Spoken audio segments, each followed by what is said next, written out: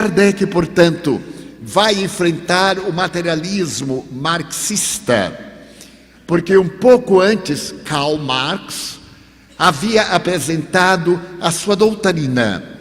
Ele era discípulo de Spencer, o materialista inglês, e estava também na Inglaterra. E, curiosamente, esse Marx, que prega a doutrina que lhe tem o nome, era, como dizem os seus biógrafos, um ocioso, nunca trabalhou. Viveu sempre às expensas da esposa que era rica. E, no entanto, prega uma doutrina revolucionária que tem levado o mundo à falência, baseada em uma estrutura de natureza ética e falsamente científica.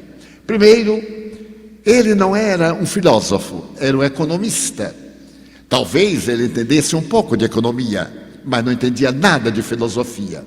Sendo discípulo de Spencer, ele coloca no seu tratado O Capital a melhor maneira de devastar um povo. E um dos itens principais é destruir a família, degradar a sociedade, para que se percam os padrões éticos, como estamos vendo no Brasil.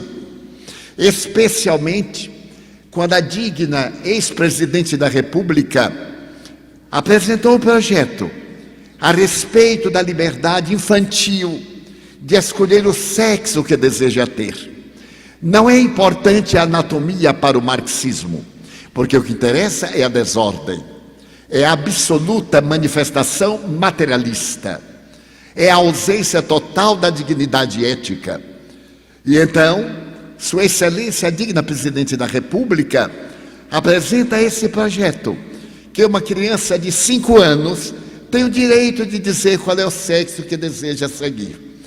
E, naturalmente, na escola, os professores deverão respeitar-lhe a identidade psicológica e não a identidade orgânica. E não deixa de ser ridículo. Que discernimento tem uma criança de 5 anos sobre sexo? Que é apenas um aparelho excretor, porque não existem hormônios. O sexo ainda não está definido, sem dúvida. Mais tarde, no período da adolescência, quando a glândula pineal libera determinados hormônios e aparecem os órgãos anexos da sexualidade, é que surgem os conflitos da adolescência. É o momento em que o indivíduo, também desequipado de informações culturais, opta por esta ou aquela forma de expressar os seus sentimentos. E felizmente evoluímos de tal forma que o preconceito a respeito das expressões do sexo, não é da sexualidade, são perfeitamente toleráveis, aceitos na atualidade, como outros preconceitos contra as diferenças raciais, a conduta moral e etc. Mas é de surpreender-se que uma pessoa que se diga religiosa possa admitir uma situação dessa natureza. E então nós vemos a degradação moral no mundo, e particularmente no Brasil. Mas não são minhas as palavras. As palavras podem ser retiradas do Tratado de Psicologia do notável teólogo e psicólogo Rollo May, inglês, ou melhor, americano, que desencarnou faz 4 anos. Ele disse que os males da atualidade, da nossa sociedade em corrupção, são o sexismo, o egoísmo e o consumismo. E ético. Então surge o marxismo para poder corromper a sociedade e mantermos no estado de materialismo vil, perverso, mais cruel do que o nadaísmo, o existencialismo de Jean-Paul Sartre e Madame de Beauvoir. Aparece agora, e estamos numa sociedade atormentada, em que o sexo deixa de ser uma necessidade biológica para ser nada mais, nada menos do que erotismo. Especialistas em erotismo estão nas redes de comunicação, nas comunicações virtuais, levando-nos à exaustão.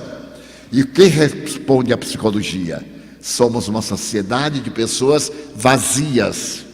O indivíduo vazio, que não tem ideal, O jovem na escola brutal, agressivo, o bullying, o desrespeito aos mestres, o desrespeito aos adultos e uma falsa proteção dos direitos humanos apresentada pela ONU, de que não se pode repreender uma criança para que ela não tenha conflito. Então, é claro, os pais ficam com conflitos para não darem nenhum conflito ao filho e deixa o selvagem, porque o estado infantil, segundo a tradição e as notáveis pesquisas, por exemplo, dos sexólogos, psicólogos do século passado e deste, é de que é um animalzinho entre aspas, porque somos animais em forma humana, é que é necessária a educação. E educar é criar hábitos. Ninguém tem hábitos sem disciplina. A disciplina é fundamental à educação moral da criatura humana. E desde quando a família se degrada, não tem lar. E nós vemos hoje a escola transformada num campo de batalha, com exceção das escolas militares no Brasil. Por quê? Disciplina.